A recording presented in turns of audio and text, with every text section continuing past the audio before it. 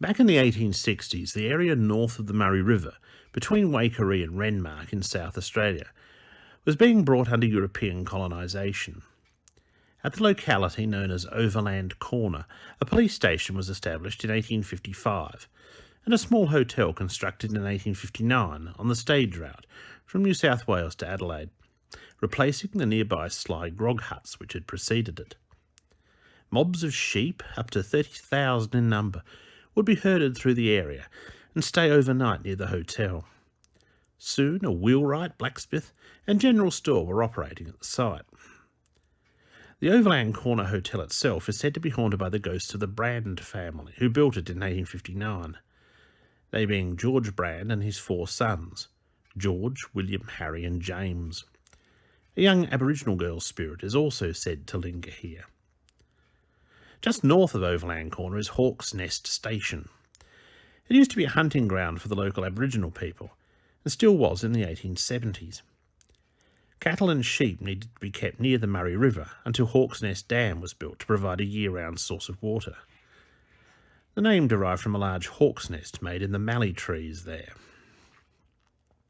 One of the men working with cattle and maintaining fences on the stations in the area in the 1870s was named Paddy Evans. By repute, Paddy enjoyed the bottle, and when he drank heavily, would disappear for days at a time, before returning sobered up and fit for work again. One day, possibly around 1877, Paddy did not return from one of his jaunts.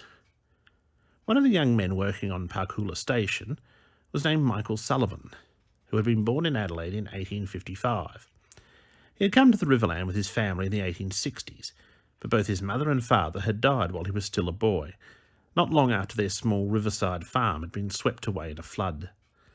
Michael was raised by a local fisherman and his wife until he was old enough to go out to work. Michael, having noticed Paddy hadn't returned, raised the alarm. Search parties traipsed through the bush looking for Paddy for 3 days, but could not find a hint of where the man had gone. Then heavy rain fell, obliterating any traces that existed, and bringing the search to an end.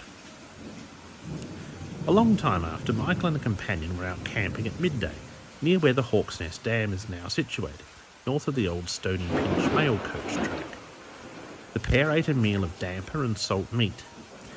While chewing his food, Michael noticed his dog intently sniffing at a clump of mallee on the clay pan.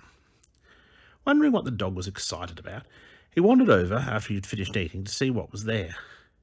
A man's body lay under the tree. Michael identified the body as that of Paddy Evans by a watch and chain the man always wore.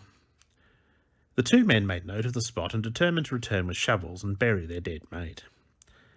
On the way back to the station, rain began to fall and fell heavily for the night and the next day, 3 inches of it. When the rain cleared, Sullivan and others rode out with picks and shovels to give Paddy a decent burial, where he had fallen. The rain had turned the dirt into a morass, and it was heavy going for the horses who were getting bogged. Sullivan pointed out the clump of mallee where Evans' body lay, and a man named Harris rode over to it ahead of the rest of the party. Harris asked, "Is this a joke or a lie?" Sullivan and the other man who found the body pointed to the exact spot and declared the body of Paddy Evans had been there. The group searched the area, but there was not a trace of Evans to be found. With nothing else to do, the men returned to Parkoola. Sullivan and his mate became the butt of jokes, with the other workers saying the pair had seen Paddy's ghost in the clump of mallee. Then stories filtered through that on moonlight nights a ghostly figure had been seen riding on a horse.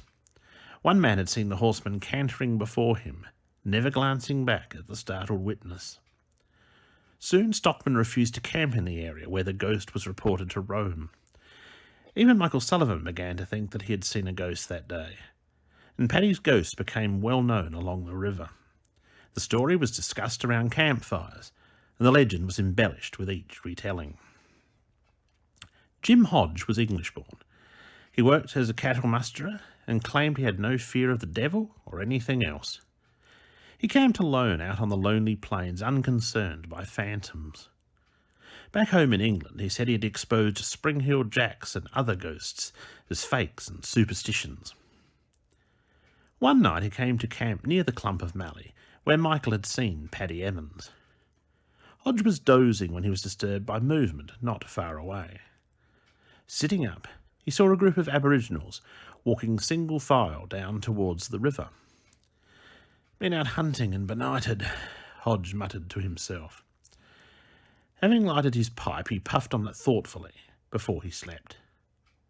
The next morning, Hodge rode to Lake Bonnie and met some of the Aboriginal people camped there and engaged them in conversation. Hodge had solved the mystery of Paddy Evans' ghost. Some hunters had been returning to their camp when one of their dingoes had found the body, just like Michael's dog had. It was raining heavily that night. The hunters made a litter out of sticks and carried the dead man's body down to the river. They took the body to some other white men who were building cattle yards on Cobdogla Station, who buried the body in sand dunes. If they sent a message to Overland Corner, it was never received. At the time, the manager and most of the regular workers were away taking cattle to Adelaide. Michael related the yarn in a newspaper article published in June 1932, when he was 77, one of the last of the old-timers from those pioneering days on the Murray.